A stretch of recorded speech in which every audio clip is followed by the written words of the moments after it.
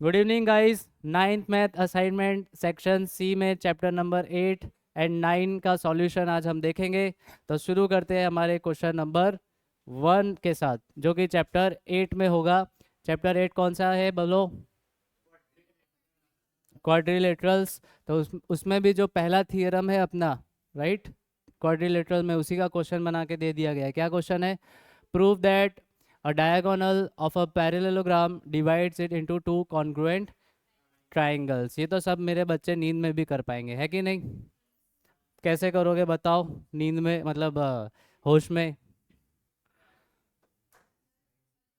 Prove that a diagonal of a parallelogram divides it into two congruent triangles, मतलब किसी parallelogram का diagonal उसको दो कॉन्ग्रुएंट ट्राइंगल्स में डिवाइड करेगा। मतलब ये जो अपर ट्राइंगल और लोअर ट्राइंगल है वो आपस में कॉन्ग्रुएंट है।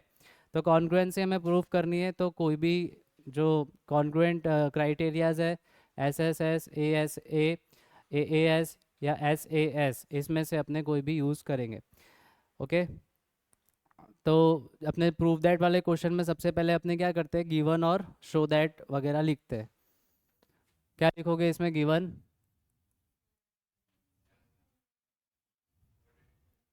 हम्म, quadrilateral A B C D is a, हाँ, is a parallelogram. No no no no, बस इतना ही है। यानी हम लोग गिवन में ऐसा यूज़ कर सकते हैं, A B is parallel to C D and B C is parallel to A D. अब prove that triangle A B D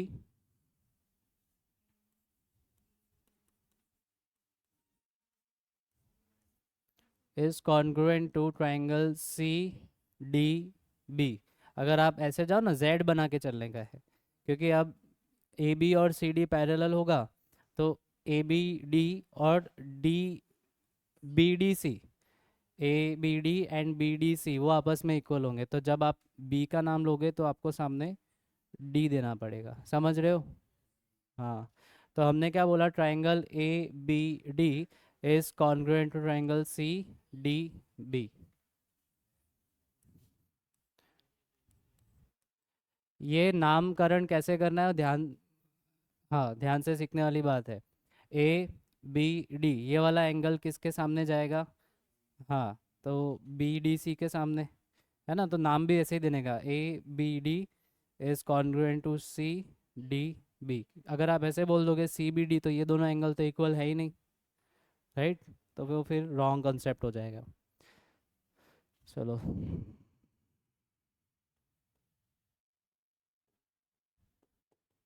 proof, A B और सी डी पैरेलल है, तो अभी अभी जो बताया वो एक एंगल इक्वल होगा, राइट? एक साइड क्या है, कॉमन है दोनों ट्राइंगल्स में। और दूसरा एंगल कौन सा मिल जाएगा हमें? एंगल ये जेड बनाया, ये भी तो पैरेलल है ना। तो ए डी बी सी, ये इस तरीके से जेड बन रहा है, तो ये वाला एंगल यहाँ इक्वल हो जाएगा। ओके, डॉट बना देता हूँ और यहाँ पे क्रॉस, है ना? बिकॉज ए बी और C D equal parallel sides है, तो एंगल ए बी डी और बी डी सी वो अल्टरनेटिव इंटीरियर एंगल्स की पेयर होगी। सिमिलरली ए डी और बी सी पैरेलल है, तो एंगल ए डी बी और डी बी सी वो भी अल्टरनेटिव इंटीरियर एंगल्स की पेयर होगी। तो दोनों ट्राइंगल्स में आपने एक एंगल, मतलब दो एंगल और उनके करस्पॉन्डिंग साइड, उनके बीच में जो साइड आ रही है वो इक्वल कर दी। मतलब कौन सा क्राइटेरिया हो गया? Angle side angle. So A S A से दोनों कॉन्ग्रुएंट हो जाएंगे। लिखो इसमें, since A B is parallel to C D, angle A B D, हाँ,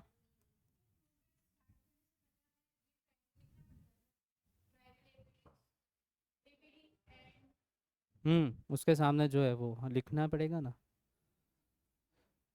since A B is parallel to C D, angle A B D is equal to B D C. चलो बोलते जाओ।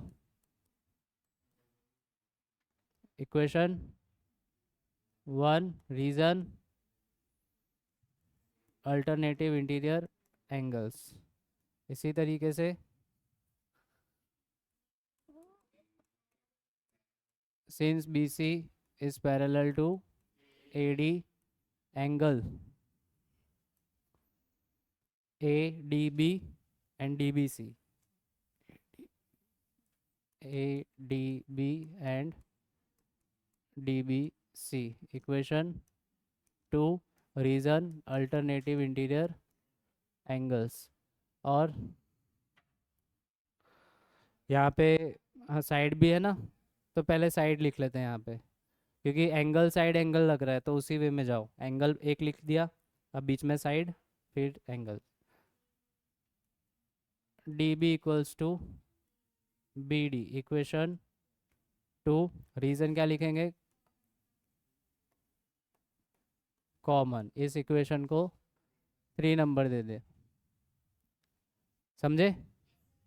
पक्का? फिर से बता देता हूँ। A B is parallel to C D, तो ये दो एंगल इक्वल हुए। Equation one, alternative interior angle. फिर क्योंकि एंगल साइड एंगल चल रहा है तो एक एंगल लिखने के बाद आप साइड लिखोगे, तो हमने पहले ये डॉट वाला एंगल लिख दिया, अब हम ये साइड लिख रहे हैं, D B equals to B D. उसके बाद लास्ट में हमने वो क्रॉस वाला एंगल लिखा। ठीक है, सो देयर फॉर, अच्छा किस ट्राइंगल में लिख रहे थे हमने वो भी मेंशन नहीं किया आगे, चलेगा लास्ट में मेंशन कर दो।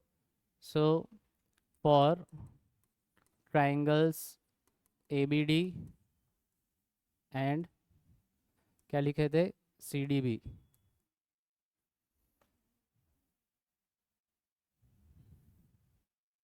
एक काम करो ना, लिख ही दो direct. So from equation one, equation two and equation three, triangle ABD is congruent to triangle CDB। hence last में हमेशा hence इसका reason, hence the diagonal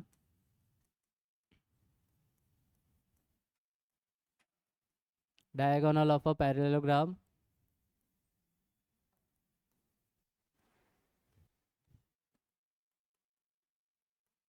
divides it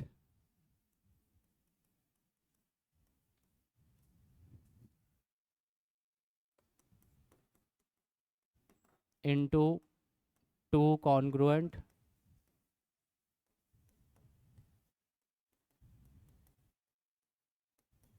triangles। Okay,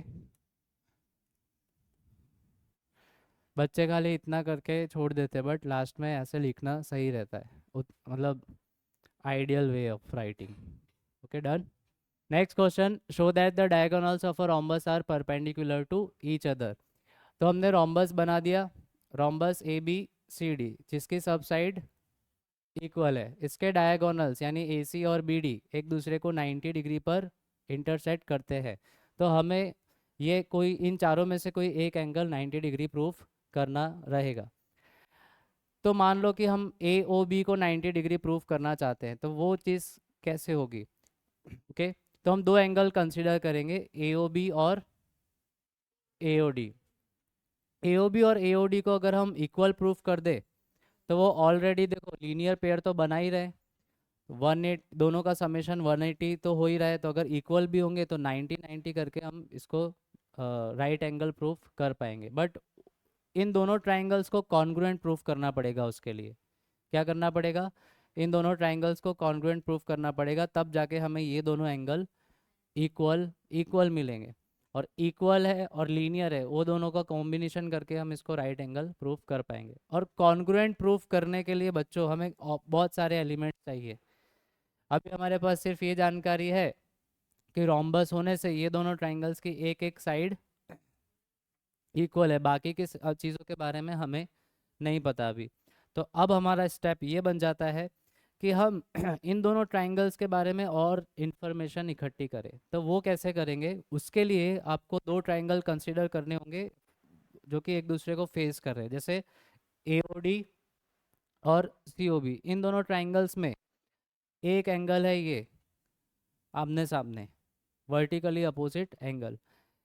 एक एंगल इस तरीके से देखो अल्टरनेटिव बन रहा है, यहाँ पे जो है वो इधर है। तो दो एंगल मिले, एक साइड ऑलरेडी गिवन है, एंगल एंगल साइड से ये दोनों ट्राइंगल्स कॉन्ग्रुएंट प्रूफ होंगे। ये पहला अपना टास्क है, इसको अपने लिख लेते हैं। ओके, यहाँ से लिखाता हूँ।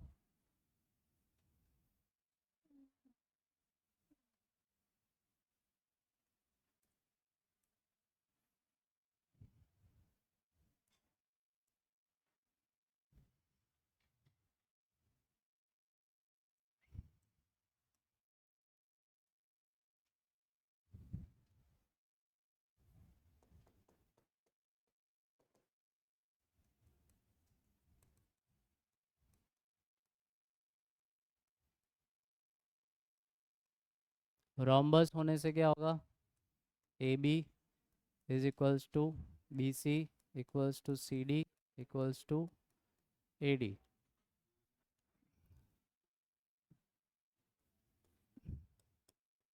प्रूफ दैट में क्या करना है, bisectors diagonals bisecting, no bisecting नहीं, diagonals are perpendicular to each other.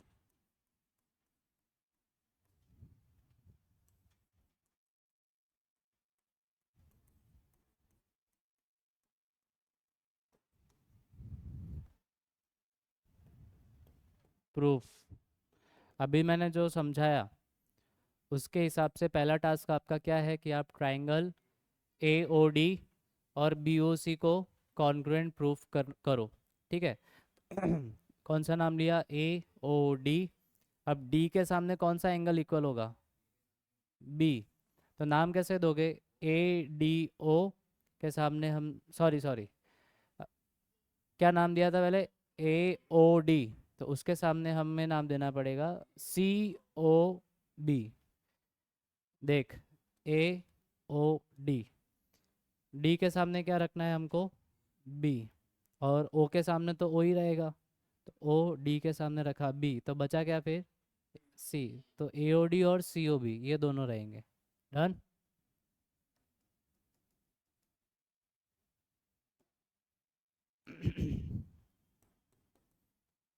For triangle A O D and triangle C O B, for triangles odd and cob,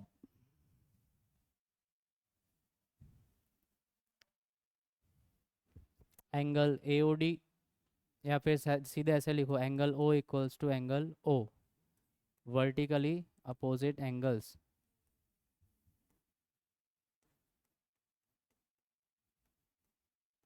फिर angle D equals to angle B। ऐसा क्यों लिख पा रहे हैं, क्योंकि हमने ऊपर पहले मेंशन कर दिया है कि आपको कौन से ट्रायंगल में देखना है। तो इसके लिए अपने एंगल का नाम सिर्फ एक लेटर से डिनोट कर पाएंगे। अगर ट्रायंगल्स क्लियर ना हो तो अपने को एंगल्स का नाम प्रॉपर देना पड़ता है, जैसे अपने लास्ट टाइम दिए थे। यहाँ पे यहाँ पे हमने ऊपर देखो ट्रायंगल मेंशन नहीं किया है पहले से, इसके लिए पूरे नाम दिए। अभी अपने ने स्पेशली ट्रायंगल मेंशन कर दिया है, कौन से ट्रायंगल, AOD और COB के लिए। तो इस ट्रायंगल में एंगल ओ वही बनेगा जो अपने तीन नाम से लिखते हैं वो एक नाम से अपने लिख पा रहे हैं। एंगल एंगल हो गया, साइड AD और BC। यहाँ से देख लेने का, AD के सामने क्या आ रहा है, CB। So AD equals to CB। क्या रीज़न, अच्छा इसका रीज़न लिखा नहीं, alternative interior angles. Next page पे लिख देते हैं।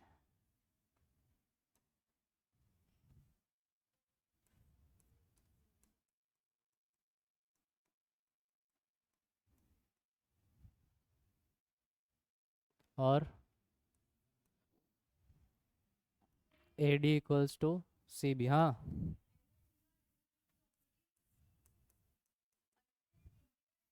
हाँ, देखो ना, ये दोनों ट्राइंगल में एंगल डी ए है और बी ए है, तो जेड बन रहा है ना ऐसे। और जेड क्यों? क्योंकि ये जेड क्यों देख रहे हैं? क्योंकि रोम्बस, हर एक रोम्बस क्या होता है, पैरेललोग्राम होता है ना। तो rhombus is a parallelogram, that's why अपने ये यूज़ कर सकते हैं। And A D equals to C B वो गिवन है। Therefore triangle A O B is congruent to C O B.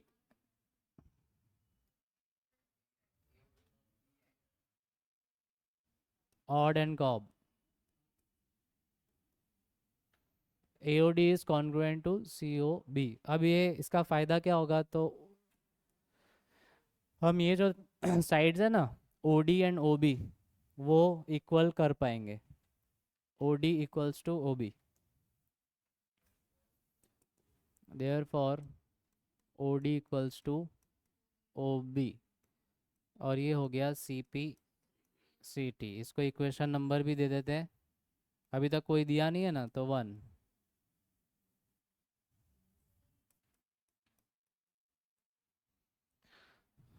अब हम आ जाते हैं हमारे एडजेसेंट ट्राइंगल्स पे, ये दो पे। ए ओ डी के सामने रखूँगा A O B.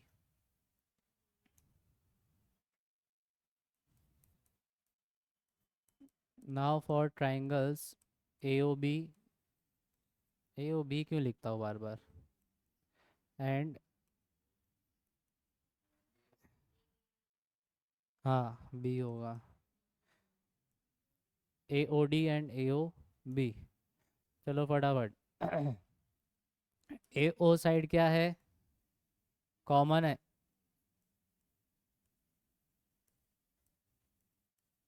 O D equals to O B है। कहाँ से? इक्वेशन 1 से। फिर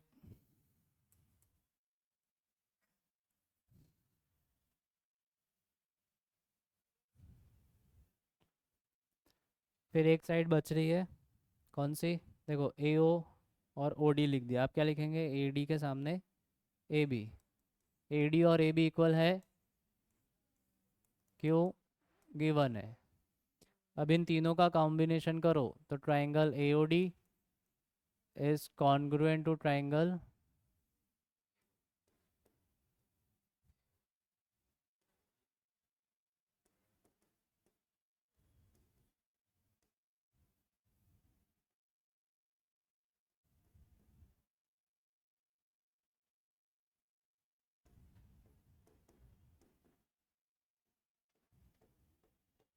साइड साइड साइड से, right.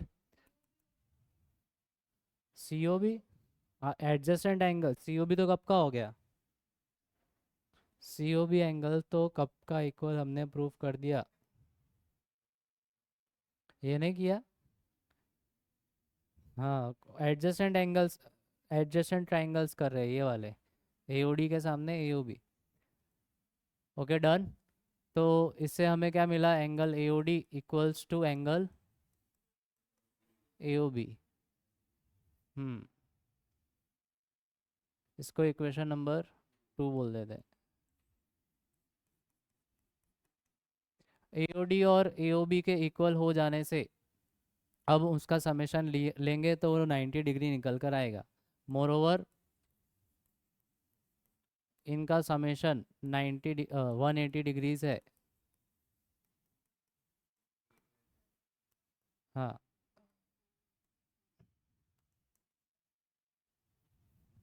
From 2।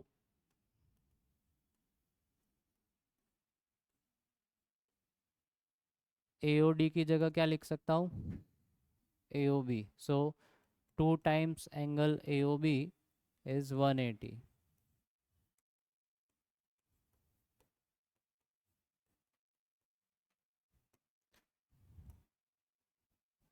Therefore angle AOB is 90 degree, hence the diagonals of a rhombus are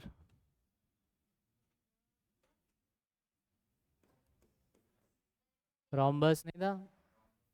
हाँ हाँ हाँ, rhombus are perpendicular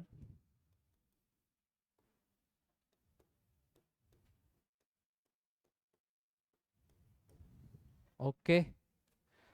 सारा स्टेप समझ गए? रोम्बस में डायगोनल्स परपेंडिकुलर प्रूफ करने के लिए आए तो उससे पहले हमें ये प्रूफ करना होगा कि diagonals perpendicularly bisect each other. यहाँ पे हमने वही चीज़ की ना, O D equals to O B. उसका मतलब क्या है कि डायगोनल्स एक दूसरे को बाइसेक्ट करे। जैसे ओ डी और ओ बी को इक्वल प्रूफ किया ना, वैसे ही ओ ए और ओ सी भी हो रहा है। देखो, वो हमने लिखा नहीं, वो 2 नंबर की बात है। क्या बोला था? ओ डी और ओ ए और ओ सी बोला था, ऊपर का ओ ए और ओ सी। तो डायगोनल्स बाइसेक्ट कर रहे हैं, ये पहले प्रूफ करना पड़ेगा। तो उसका हेल्प लेकर क्या होता है कि अपने को एडजेसेंट ट्राइंगल्स को कॉन्ग्रुएंट प्रूफ करना बहुत आसान हो जाता है। ऐसे ऐसे ऐसे हो जाता है। तो जैसे ही एडजेसेंट ट्राइंगल्स कॉन्ग्रुएंट होते हैं तो ये एंगल भी इक्वल हो जाते हैं और वो लीनियर भी है। तो 90 + 90 180। तो इस हिसाब से ये वाला जो एंगल है वो राइट एंगल प्रूफ होगा। आया समझ में? पक्का? आगे बढ़े।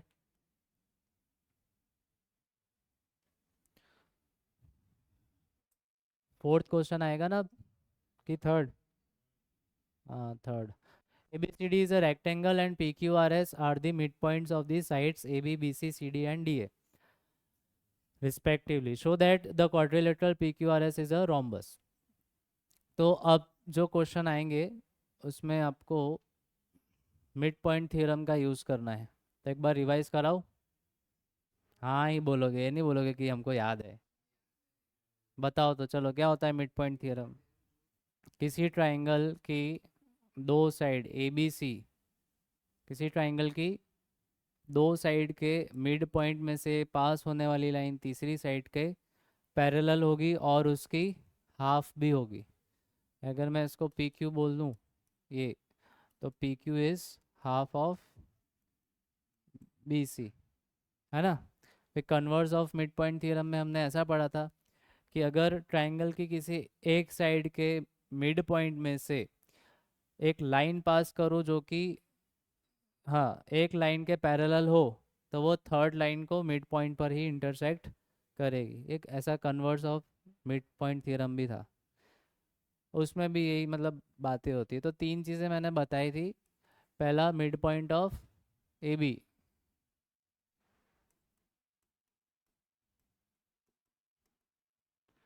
दूसरा, mid point of A C. और तीसरी बात थी P Q is parallel to B C. तो इन तीनों में से अगर कोई दो चीज़ें भी, यहाँ देखो, इन तीनों चीज़ों में से अगर कोई दो चीज़ें एक साथ होती है तो तीसरी अपने आप होगी। अगर मैं ये दोनों को बोल दूँ कि एक लाइन मैंने ड्रॉ की है जो ए बी और ए सी के मिड पॉइंट से पास हो रही है, तो वो पी क्यू और बी सी के पैरेलल होगी। अगर मैं ये कहता हूँ कि मैंने एक लाइन ड्रॉ की है कि जो ए बी के मिड पॉइंट से पास हो रही है और बी सी के पैरेलल है, तो वो ऑटोमेटिकली ए सी के मिड पॉइंट से ही पास होगी। या तो ऐसा बोलूँ कि एक मैंने एक लाइन ड्रॉ की है जो एम ए सी के मिड पॉइंट से पास हो रही है और पी बी सी के पैरेलल है, तो ऑटोमेटिकली वो ए बी के मिड पॉइंट से पास होगी। तो और ये रिलेशन ऑलवेज रहेगा। ठीक है, तो ये मिड पॉइंट थियरम है।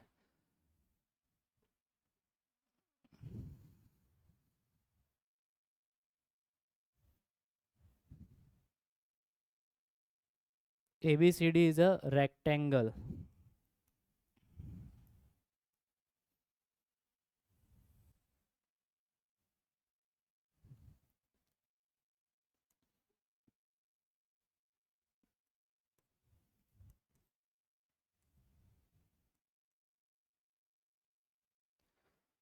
P Q R S are the mid points of the sides A B B C C D and D A. तो यहाँ पे मिड पॉइंट्स बना देने हैं, पी क्यू आर और S. Show that the quadrilateral P Q R S is a rhombus. अब यहाँ पर जो आप क्वाड्रिलेटरल बनाओगे पी क्यू आर एस,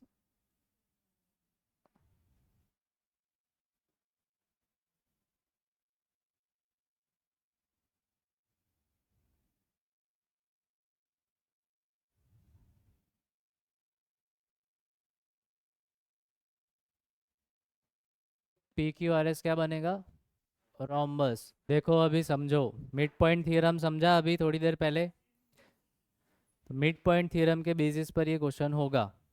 क्या क्या गिवन है, A B C D is a rectangle और P Q R S sides A B, B C, C D और डी ए के मिड पॉइंट्स है। तो हमने ए बी पर पी बनाया, बी सी पर क्यू, सी डी पे आर और डी ए पर एस बना दिया। प्रूफ करना है कि P Q R S is a rhombus, quadrilateral P Q R S is rhombus. Rhombus की प्रॉपर्टी क्या होती है, चारों साइड्स इक्वल हो। तो चारों साइड्स को यहाँ पे इक्वल करना है, उसके लिए हम लोग रेक्टेंगल्स के डायगोनल्स खींच देंगे कुछ इस तरीके से। भाई खिंच गए। हाँ, अब यहाँ पर आपको फोकस करना है कुछ पर्टिकुलर ट्राइंगल्स पे, जैसे कि first triangle you can say, पहले पी क्यू की बात करते हैं ना। तो उसके लिए अपने को ए सी बी या तो ए बी सी ट्राइंगल पे फोकस करो। ट्राइंगल ए बी सी में पी और क्यू तो मिड पॉइंट्स है, तो मिड पॉइंट में से पास होने वाली लाइन ट्राइंगल की जो बाकी की बची हुई साइड उसके पैरेलल होती है और हाफ होती है उससे। तो ट्राइंगल ए बी सी में ए बी का मिड पॉइंट पी है, बी सी का मिड पॉइंट क्यू है। दोनों के मिड पॉइंट से पास होने वाली लाइन पी क्यू जो बची हुई साइड है ए सी उसके क्या पैरेलल भी होगी और हाफ भी होगी। ये आया समझ में, नहीं आया है? यहाँ पर देखो, ऐसा कुछ केस है भाई। ये ए बी और ये सी, ए बी का मिड पॉइंट है पी, बी सी का मिड पॉइंट है क्यू। तो ये ऐसी लाइन है ना भाई। तो हमने अभी थियरम नहीं देखा था भाई कि ट्राइंगल के दो मिड पॉइंट्स, ट्राइंगल की दो साइड के मिड पॉइंट में से पास होने वाली लाइन थर्ड साइड के पैरेलल होगी और हाफ होगी। तो I can write P Q is half of A C. हाँ अभी तेरे को समझ में आया। बस तो देखो, P Q is half of A C. अब बिल्कुल सेम टू सेम बात हम यहाँ पर लिख सकते हैं। देखो, focus on triangle A C D, A C D पे फोकस करो। तो आप देखोगे कि एस और आर मिड पॉइंट्स है, तो एस आर पैरेलल होगा ए सी के और ए सी का हाफ भी होगा। बट उस इतना अपने रिजल्ट डायरेक्ट नहीं लिखने का, पहले कुछ अपने फोकस कहाँ करना है वो सब बताओ। In triangle A B C,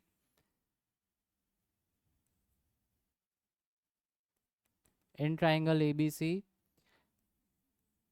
P and Q are the midpoints of sides AB and BC respectively. Therefore, PQ is half of AC.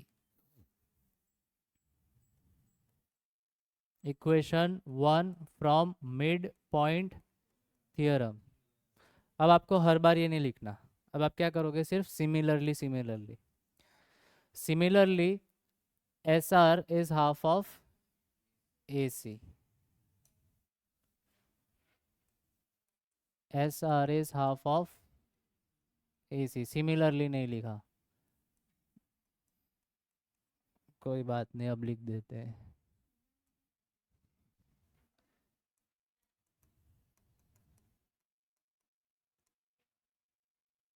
फिर अब देखो, अपने अब ये वाले ट्रायंगल पे फोकस करो तो क्या मिलेगा, R Q is half of, Krishna नहीं आ रहा समझ में।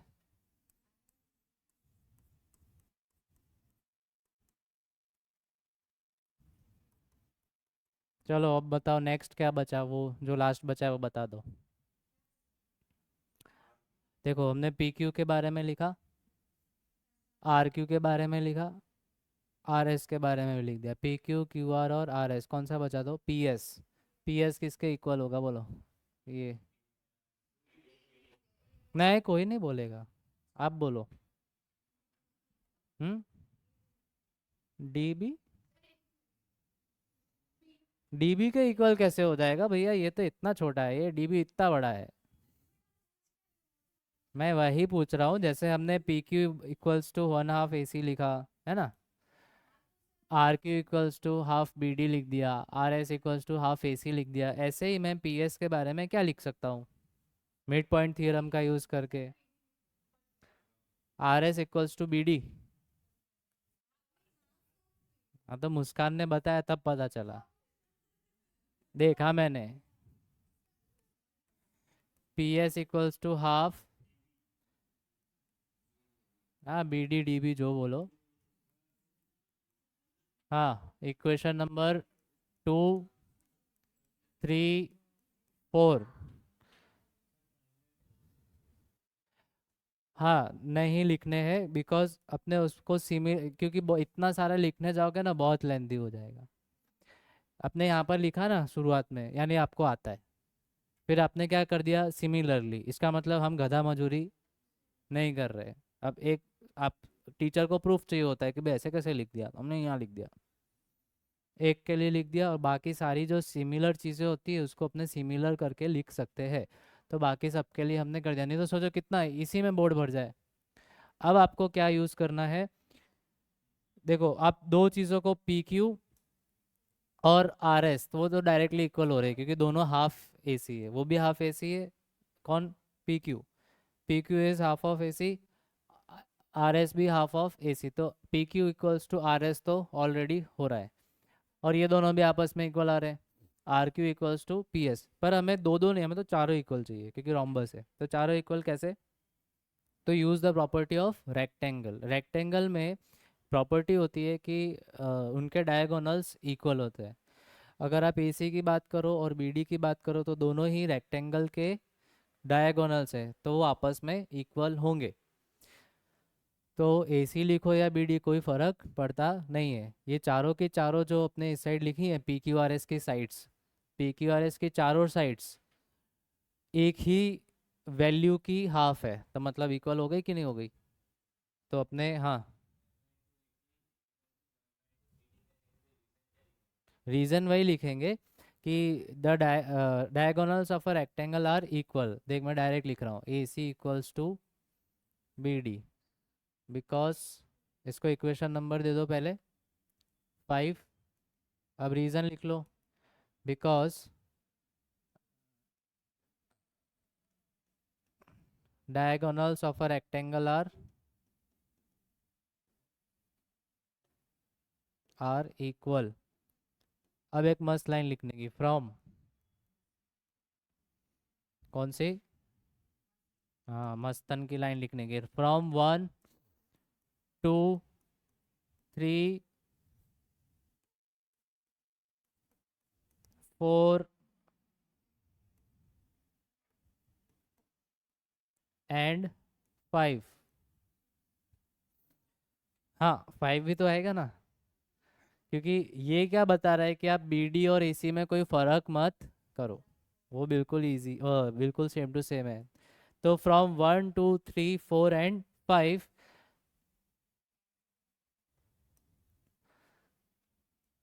P Q equals to Q R equals to R S equals to P S. Therefore quadrilateral PQRS is a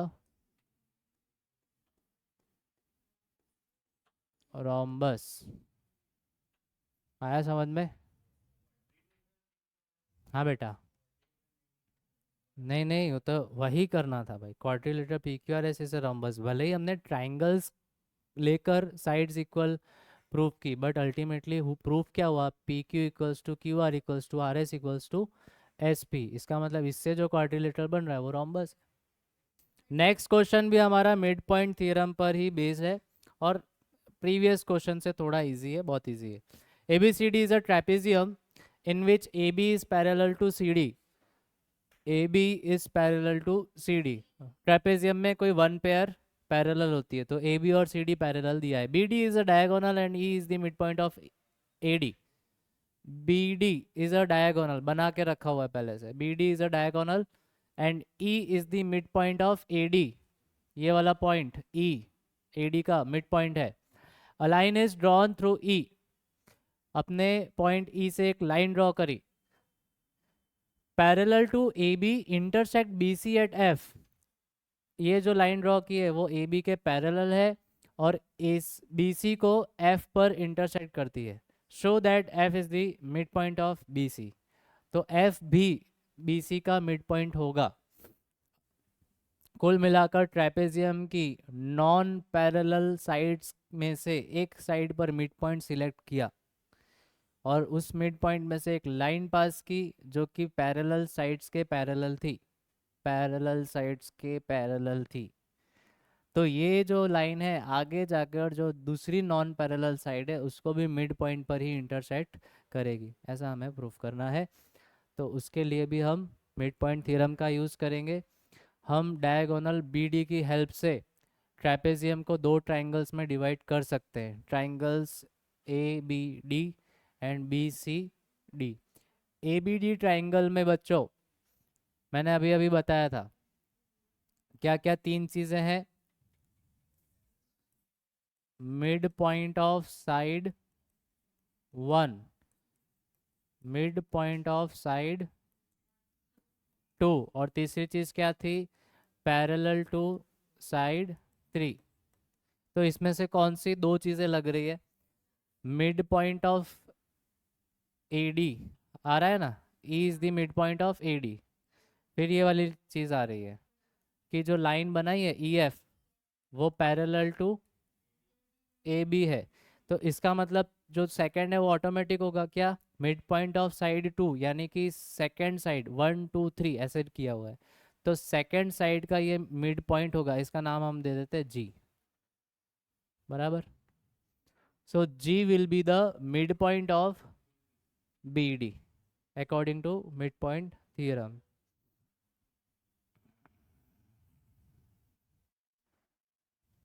triangle ABD में E is the mid point, ये given है। EG is parallel to AB, ये भी given है। तो according to converse mid point theorem G is the mid point of BD। अब G mid point हो गया और ये साइड तो पैरेलल ही थी, तो फिर वापस वही रिपीट, लेकिन किस ट्राइंगल में, BCD वाले ट्राइंगल में रिपीट करेंगे कि G is the mid point. अभी अभी प्रूफ किया, ये वाला लाइन पैरेलल है वो गिवन है, ये एक मिड पॉइंट है ऑलरेडी पैरेलल है, तो सेकंड वाला भी क्या होगा, मिड पॉइंट। इस हिसाब से होगा, समझा। According to converse mid point theorem, यहीं पे लिख दूं, G is the midpoint theorem।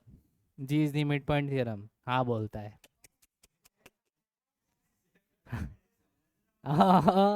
अच्छा, G is midpoint of BD।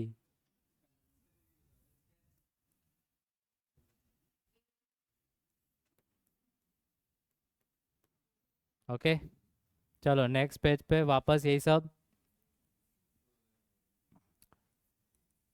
For triangle ABCD, BCD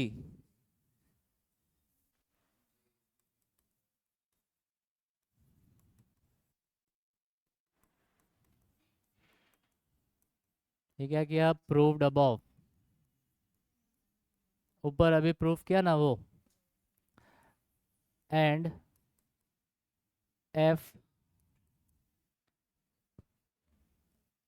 FG नहीं GF होगा, है ना। हाँ GF, भाई GF का नाम सुनकर खुश मत हो जाओ। जी एफ इज, अच्छा, बस बस बस बस बस बस बस G F is parallel to A B, बस भाई। चलो भाई, इन दोनों को कंबाइन करो तो क्या होगा? यहाँ बैठ जाओ।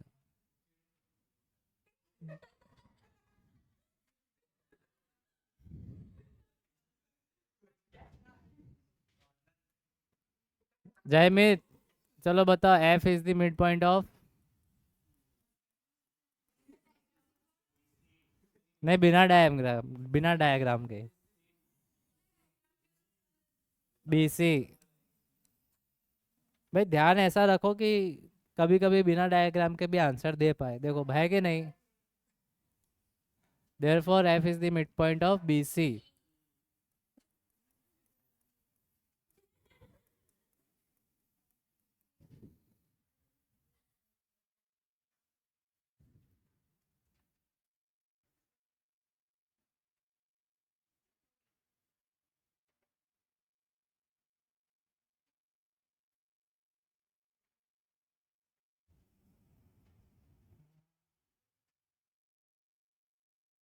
चलो आया समझ में?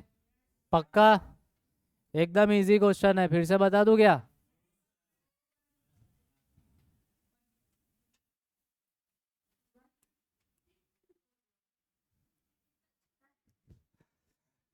चलो आता है तो अच्छी बात है, नेक्स्ट क्वेश्चन देख लेते हैं। Fifth question, in triangle A B C P Q and R the mid point of A B B C and C A respectively. If AB equals to 10, BC equals to 6.6 and CA equals to 5.4 centimeters, then find the perimeter of triangle PQR. शाबाश। तो let's have a triangle ABC. So this is my triangle ABC.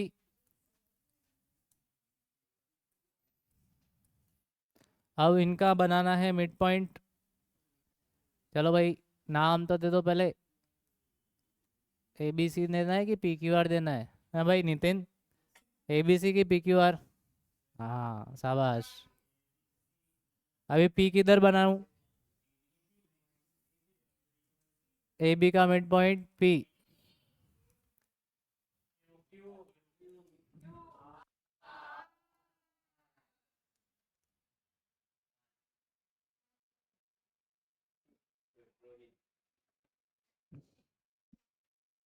A B का length, B C का length और ए सी सबका length दिया हुआ है। हमें तो क्या फाइंड करना है? Perimeter of P Q are. तो हमें P Q plus Q R plus R S find करना है।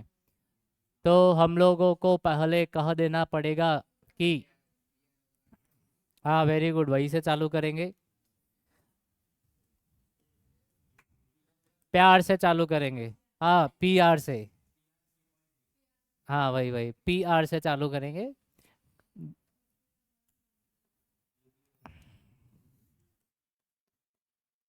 इन triangle A B C P and R, ओए हर्षिल,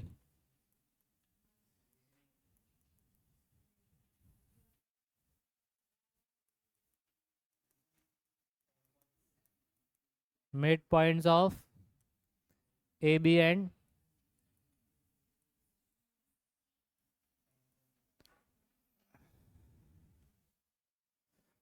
therefore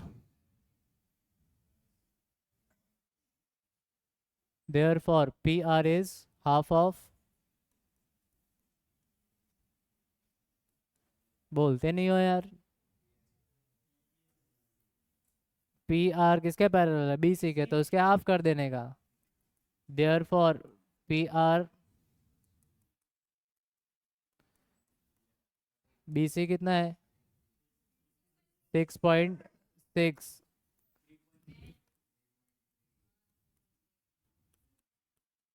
तो इस तरीके से हमने PR फाइंड किया।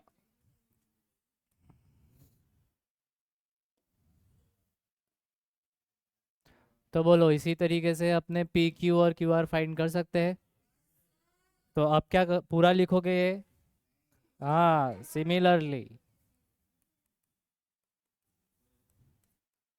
Similarly P Q is half of Muskan, half of very RC.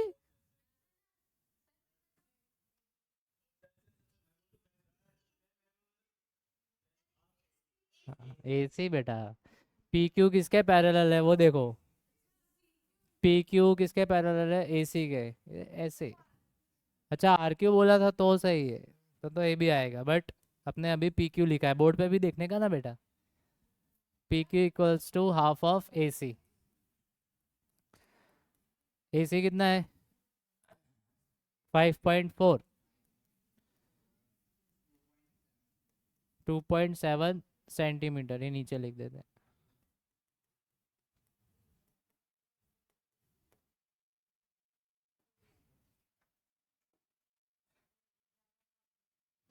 Okay.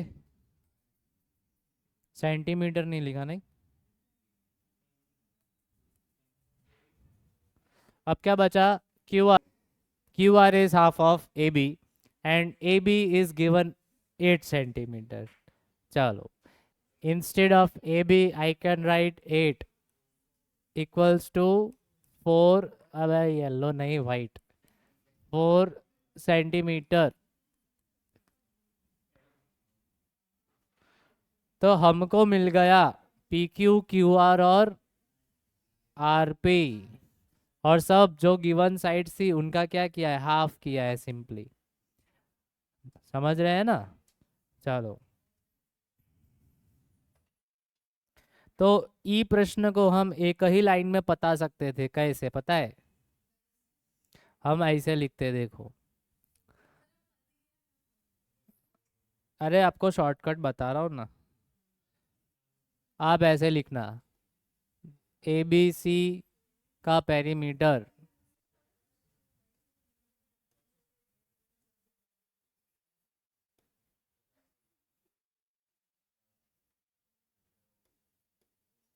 Perimeter of triangle P Q are, क्या लिखोगे? P Q plus Q R plus R P by applying mid point theorem. P Q की जगह पर क्या लिखा है? P Q की जगह पर हमने लिखा था A C, half of Q R. Q R की जगह पर किसका हाफ लिया? ए बी का।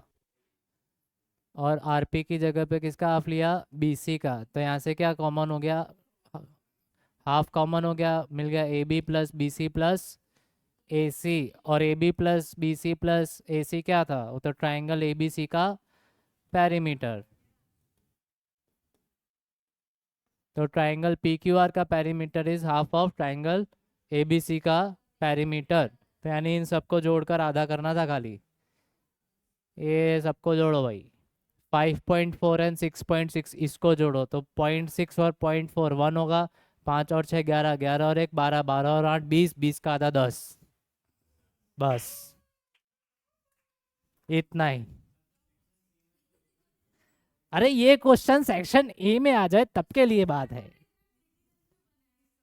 मैंने सेक्शन सी है ना बेटा, लिखना पड़ता है। ये क्वेश्चन अब आगे जाके आप लोगों के सेक्शन ए में आएगा, जब आप कॉम्पिटिटिव एग्जाम देने बैठोगे, गवर्नमेंट की एग्जाम देने बैठोगे। फिर उसमें मैथ्स का जो सेक्शन आएगा उसमें ऐसे ऐसे क्वेश्चन पूछेंगे, तो अपने को कुछ नहीं करना है, ये सारे नंबर अभी अभी जो बताए ना वैसे जोड़ना है। नहीं नहीं, वो एक ही बार होता है। अरे ये नंबर को जोड़ने का, और ये तीनों नंबर को जोड़ो, 20 आया, 20 को अपने 2 से डिवाइड किया 10, तो इसका मतलब आंसर 10 है। लेकिन इतना सारा क्यों लिखा? क्योंकि सेक्शन सी में क्वेश्चन है, तो थोड़ा क्या डिस्क्रिप्शन देंगे तो अच्छा लगेगा। चलो इधर आ जाओ। Perimeter of triangle P Q R equals to P Q plus Q R plus R S. यहाँ पे क्या क्या लिखा है? क्यू आर लिखा है 4, 2.7 इज पी क्यू, 3.3 इज, हाँ, आर एस नहीं, आर पी आएगा। P Q, QR, RP. PQ is 2.7, PR is 3.3.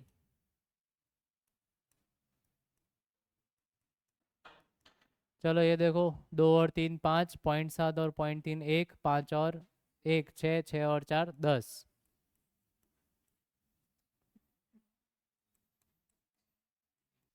So this is how triangle PQR का perimeter मिलेगा.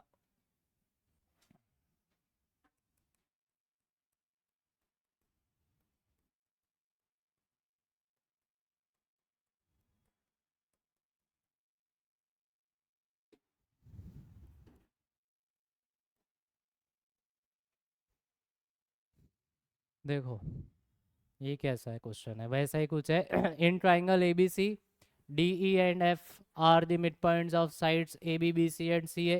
See the given figure. देख लो देख लो देख लो. क्या सो रहे हो क्या?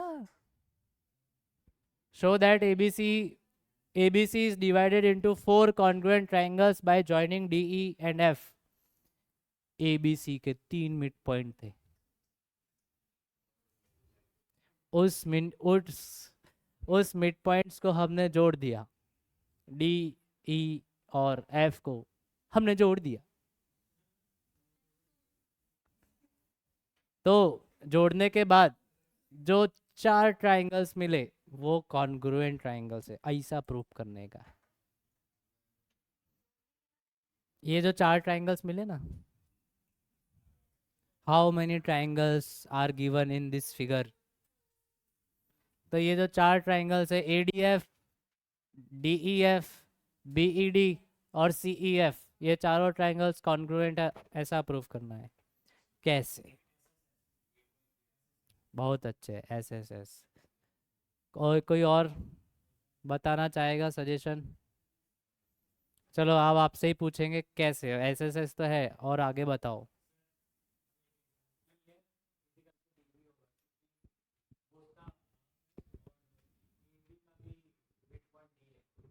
EF इक्वल्स टू DB हो जाएगा. हाँ सही बात है आपकी. हाँ हाँ हाँ, गुड गुड. तुम तो यार बहुत जल्दी सीख जाते हो. एक बताया और बोल दिया सर ऐसे ही सारे करने हैं. सिमिलरली. हाँ देखो, अब मैं आपको आपकी भाषा में बता देता हूँ. सबसे सिंपल क्या कर लेंगे हम कि जो ABC ट्राइंगल है उसमें ये जो सेक्शन दिख रहा है AD, उसको आप X मान लो बच्चों. अब क्योंकि ये मिड पॉइंट है तो ये भी बच्चों क्या होगा, है ना? मान सकते हैं. ओके. अब इसी तरह ये BC भी कोई लेंथ की होगी तो BE जो पोर्शन है उसको अपने Y कंसीडर कर लेते हैं. तो EC भी कितना होगा, Y. अलग कलर से लिखता हूँ. सर 2 ही कलर है आपके पास, क्या करें यार.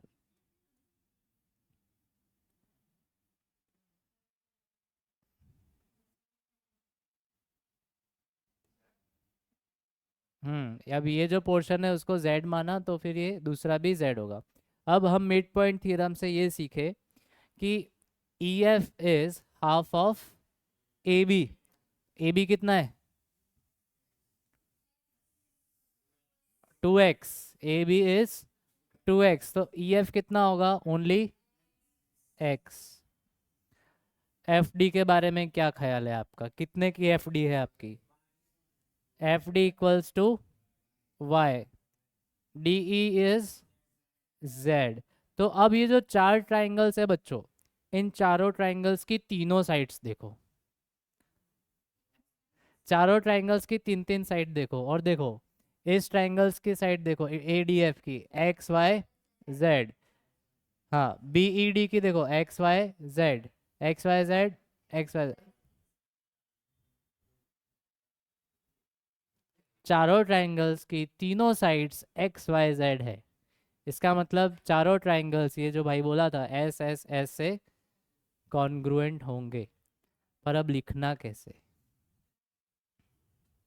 लिख दो. हाथ से लिखना, लिखो लिखो. चलो सब लोग बच्चे अपने अपने से ट्राई करेंगे कैसे लिखेंगे. तब तक मैं भी लिख देता हूँ, कोई देखना मत यहाँ पे. क्वेश्चन ऐसा था कि ए बी सी की तीनों साइड्स के मिड पॉइंट है डी ई और एफ। तो जब मैं डी ई एफ को जोड़ देता हूँ तो अंदर अंदर जो चार ट्राइंगल्स मिल रहे हैं वो चारों कॉन्ग्रुएंट है, ऐसा प्रूव करना है। तो बहुत आसानी से हमने फिगर से समझा कि ये पूरा साइड 2x मान लूँ तो ये x होगा, ये x होगा। अब मिड पॉइंट थ्योरम के अकॉर्डिंग ये ई और एफ मिड पॉइंट्स है तो ये पैरेलल होगा और हाफ होगा। तो पैरेलल की ज़रूरत नहीं है, हमें किसकी ज़रूरत है, हाफ की। ये टोटल 2x है तो ये x होगा, ये टोटल 2y है तो उसके सामने वाला ये y होगा, ये टोटल 2z है तो उसके सामने वाला ये पैरेलल ये z होगा। तो अब अपने चारों ट्राइंगल्स की साइड्स देखे तो सबकी सब sides x y z x y z x y z यानी चारों कॉन्ग्रुएंट है। समझने में एकदम ईजी। अब लिखना कैसे है, तो जिस वे में अपने बोले उसी वे में लिखना है। शुरुआत कहाँ से की थी, मानो कि ए बी 2x है, let A B is 2x। If A B is 2x then BD and AD are x. Okay, in triangle ABC E and F are the midpoints। Triangle ABC में E और F mid points है BC के and AC के। E mid point है BC का और F mid point है AC का। Therefore according to mid point theorem EF will be half of AB। EF will be half of AB। तो हमने ए बी की वैल्यू रखी 2x, 2 कैंसिल हुआ तो हमको मिल गया E F equals to x. हमने एक बार यहाँ पे डिटेल में इलेबोरेट किया कौन किसका मिड पॉइंट है, कैसे मिड पॉइंट थ्योरम लगाया। अब आगे हम लोग नहीं करेंगे। अब आगे हम लोग similarly let B C equals to 2y। तो बी सी को हमने 2y सपोज कर लिया, ये 2y। देयरफॉर बी ई और ई सी कितना होगा, y और डी एफ उसका हाफ हो जाएगा। बी ई ई सी वाई हो गए और D F is half of B C. Therefore B C D F equals to y. बिल्कुल यही कि यही चीज़ हमने जेड के लिए लिख दी। ए सी को 2z सपोज कर लिया, A C is 2z। Therefore A F और एफ सी जेड जेड और D E is half of A C. Therefore D E is also Z. A F F C Z D is half of A C. Therefore D E is also Z. तो हमने total ऐसी 6 equation बना ली। अब 6 की 6 equation से हम बोल देंगे कि ये चारों ट्राइंगल्स कॉन्ग्रुएंट है। नाम लिखते टाइम अपने एक पैटर्न फॉलो करना ज़रूरी है। अगर आप x y z pattern follow कर रहे हो तो वही करो, कोई दूसरा पैटर्न रखा है तो वो फॉलो करो, बट कोई एक पैटर्न फॉलो करना ज़रूरी है। हम लोग या कोई भी आम व्यक्ति एक्स वाई जेड को ही फॉलो करेगा। एक्स वाई जेड तो नाम कैसे लिखना है, ए डी डी एफ और एफ ए या ए एफ। तो ट्राइंगल क्या हो गया, A D F. X y z में जाना है तो ट्राइंगल ए डी एफ के सामने क्या लिखोगे, D E D B E. A D E is congruent to D B E, D B is congruent to F E C and F E C is congruent to E F D. तो वही हमने नाम यहाँ पे लिखे हैं, A D F D B. हाँ लिखना है वही, from equations 1 2 3 4 5 and 6 all 4 triangles are congruent. तो बस अब बीच में कॉन्ग्रुएंसी का साइन लगाने का बाकी है। समझ में आया ये क्वेश्चन, ओके गुड। इसके बाद चैप्टर 9 शुरू हो जाता है, बट क्योंकि अब टाइम इतना है नहीं तो ऐसे तो आज अपने चैप्टर 9 का सॉल्यूशन देख लेते, बट कोई नहीं, नेक्स्ट टाइम देखेंगे। ओके हाँ, अभी कुछ नहीं, अभी ये होमवर्क आपके लिए। ये चारों ये जितने भी सम सीखे हमने, कितने सम हुए टोटल, ये 6 के 6 सम अच्छे हैं। इसने हम ये 6 सम्स ने हमारे 1.5 2 घंटा तो ले ही लिया कम से कम। तो इसका मतलब साफ है कि इसकी प्रैक्टिस आपको घर पे अच्छे से करनी पड़ेगी। तो ये 6 क्वेश्चन अच्छे से प्रिपेयर करो, कल को एक क्वेश्चन का 10 मिनट का टेस्ट रहेगा। ठीक है, चलो मिलते हैं हमारे नेक्स्ट सेशन में।